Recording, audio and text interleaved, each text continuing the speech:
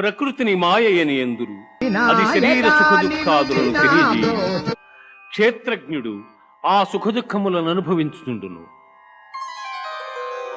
సమం సర్వేషు భూతేషు తిష్టంతం పరమేశ్వరం వినశ్యస్త్వ వినశ్యంతం యః పశ్యతి స పశ్యతి.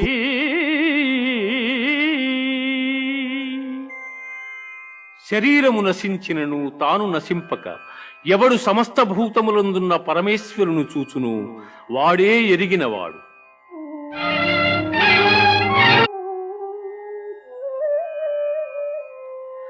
అనాదిత్వాన్ నిర్గుణత్వా పరమాత్మాయమవ్యయః శరీరస్థోపి కౌంతేయ